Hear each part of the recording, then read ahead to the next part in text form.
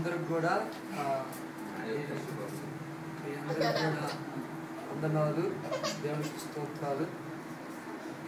मैं कभी भी प्रे नहीं करती हूँ, నేను ఎప్పుడు కూడా ప్రార్థన చేసేదాన్ని కాదు, कभी भी बाइबल नहीं पढ़ती। ఎప్పుడు బైబిల్ చదివేదాన్ని కాదు. उस दिन फास्टिंग प्रेयर भी मेरी मम्मी के लिए आई थी मैं। నేనైతే ఉపవాస ప్రార్థనలకి మమ్మీ కొరకు వచ్చాను. ఉపవాస ప్రార్థనలకి एकदम बिल्कुल भी मन नहीं करता था। నేను అసలు ఎంత మాత్రం కూడా నేను దాన్ని అంగీకరించట్లేదు. बिल्कुल घर से आने तक बिल्कुल मन नहीं है। जब यहाँ पर आने के बाद अच्छा लगता था बैठने के लिए।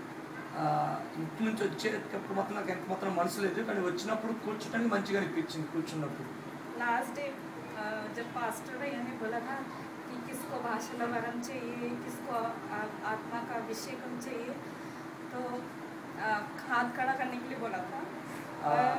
ఆఖరి రోజు మరి పాస్టర్ చెప్పాడు, ఎవరికైతే భాష వరం కావాలో, ఎవరికైతే అభిషేకం కావాలో మీరు ఒక అడుగు ముందుకు వెళ్ళని చెప్పారు.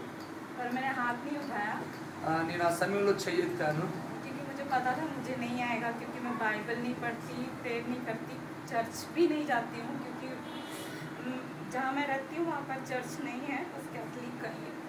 నేను మరి పంజాబ్లో ఉంటున్నప్పుడు అక్కడ చర్చి లేదు. మరి నాకు అసలు దేవుడు ఆ కృపావరం ఇస్తాడా ఇప్పుడనేది నాకు తెలియదు.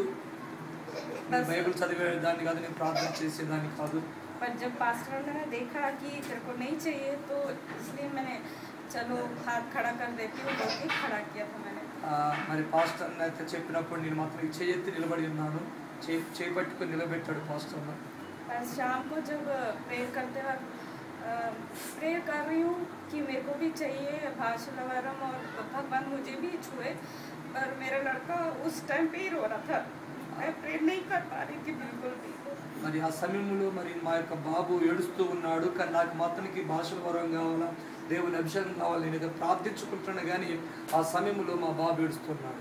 पर जब लास्ट में पास्टर ना आके मेरे को हाथ खड़ा करके सामने लेके आए, तब मैंने सोचा भगवान मेरे को तो कुछ भी नहीं आता, प्रेयर करना भी नहीं आता, बाइबल नहीं पढ़ना आता, आप मेरे को कैसे छोड़ोगे। फिर भी मैंने चलो जो उसके लिए मैंने प्रेयर किया, फिर भगवान ने मुझे छुआ। फिर ऐसा लगा जैसे कि मैं गिरते वक्त भी मेरे ऐसा नहीं लगा कि मैं ज़मीन पे गिरी हूँ। एक ऐसा एकदम सॉफ्ट सा कुछ नरम सा बिस्तर है और मैं ऊपर जा रही हूँ, बस एक रोशनी के पीछे जैसे सीधे सीधे ऊपर लेटे लेटे ऊपर जा रही हूँ बस।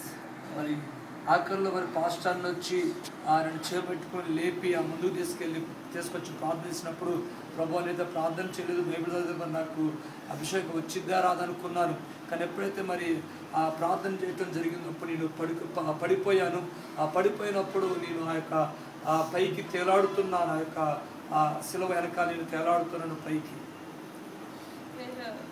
उसके बाद जब भगवान ने मुझे छुआ, तो ऐसा कुछ लगा ही नहीं कि मेरा शरीर है, बस ऐसा लगा बस कुछ जान है वो जो ऊपर जा रहा है रोशनी के पीछे। बस उस दिन मैंने सोचा ये भाषण वरम बोलते हैं, मैंने सोचा पता नहीं क्या बोलते हैं, कुछ समझ में नहीं आता, ये भाषा भी है भी या नहीं पता नहीं।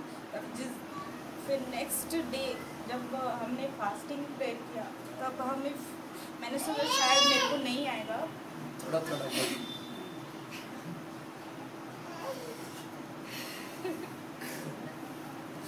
जब संडे वो लास्ट फास्टिंग प्रेयर में जब भगवान ने मुझे छुआ, ఆఖరి ఉపవాస ప్రార్థన దేవుడు ఎన్నుకున్నాడు. तब मुझे लगा हाँ सच में भगवान ऐसे लोगों को भी छू सकता है जो बिल्कुल भी प्रेयर नहीं करते, कुछ भी नहीं करते। అప్పుడు నాకు అనిపించింది, అసలు ప్రార్థన చేయని వాళ్ళని ఏమీ చేయని వాళ్ళు కూడా ప్రభు ఏర్పాటు చేసుకుని నాకు అనిపించింది. उस दिन लगा कि इसलिए छुआ हुआ कि आज से तुम प्रेयर करो और हमारे बारे में जानो। ఆ సమయం నుండి నువ్వు ప్రార్థన చేయి, నా కొరకు వెళ్ళుమని దేవుడు చెప్పాడు, అనుకున్నాడు. फिर उस दिन मेरे को बस 2-3 वर्ड की भाषा के बारे में बोलने के लिए आया था। ఆ రోజు నాకు 1-2 పదాలు వచ్చాయి భాషలతో మాట్లాడుకోవడానికి. फिर वो समझ में नहीं आया वो क्या है, पर जब నాకు అర్థం కాదు, ఏంటంటే నాకు అర్థం కాలేదు. उस दिन वो डे वो नाइट पूरा नींद नहीं आया, రాత్రంతా కూడా నాకు నిద్ర రాలేదు, ఎంత మాత్రం కూడా. कुछ थकावट नहीं थी, कुछ भी मतलब भूख भी नहीं, एकदम नींद बिल्कुल भी नहीं आया उस दिन। నాకు నిద్ర రావట్లేదు, ఆకలి లేదు, ఏమీ లేదు, నాకేం అర్థం అవ్వట్లేదు అసలు ఆ రాత్రి बस అంతా. वो एक हैप्पीनेस था बस वहाँ। కానీ నా హృదయంలో గొప్ప సంతోషం మాత్రం ఉంది. और नेक्स्ट डे और मेरे को बैक में पेन रहता था, నాకు మరి వెన్ను నొప్పి ఉందండి. वो बहुत दिन और डिलीवरी के बाद से था, बिल्कुल भी कम नहीं। हम लोग थोड़ी देर बैठ के फिर उठने पर कमर बिल्कुल स्ट्रेट नहीं कर पाती थी, पर वो दर्द बिल्कुल भी नहीं है अभी भी। మరి నేను డెలివరీ అయిన తర్వాత మరి నేను కూర్చోబడి కింద కూర్చోలేవను, బాగా నొప్పి ఉండేది. కానీ ఇప్పుడైతే ఆ నొప్పి కొద్దిగా కూడా లేదు. దేవునికి స్తోత్రం, హల్లెలూయా. और नेक्स्ट डे जब फास्टिंग, फ्राइडे फास्टिंग प्रेयर हमने कविता का के घर में किया था, डैडी, मैं, कविता का और मम्मी ऐसे फास्टिंग प्रेयर में करते वक्त तो कविता का ने बोला कि भाषा वरम में ही फास्टिंग प्रेयर करेंगे। మరి నెక్స్ట్ శుక్రవారం ఉపవాస ప్రార్థన కవితక్క మేము చేసుకున్నాం, నేను, డాడీ, మమ్మీ.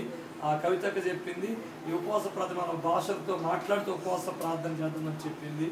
तो प्रेयर करते करते भगवान ने उस टाइम पे भगवान का प्रेजेंस था वहाँ पर, और सबको एक के बाद एक बार भाषा वरम आ गया। ఆ సమయంలో మేము ప్రార్థిస్తున్నప్పుడు దేవుని యొక్క సన్నిధి అక్కడ ఒకరు ఉంది. ఆ ఒకరితో ఒకరు భాషలో మాట్లాడటం ప్రారంభించారు. దేవునికి స్తోత్రం, హల్లెలూయా. गॉड को बहुत थैंक्स कि मेरे जैसे लोगों को भी भगवान ने दिया। అందుకని దేవునికి వందనాలు చెల్లిస్తున్నాను. నాలాంటి వారిని కూడా దేవుడు ఎన్నుకున్న విధానాన్ని బట్టి. कोई मुझसे देख कर मेरे को देख के सीख लो कि भगवान सबके साथ है और सब कुछ छुएंगे।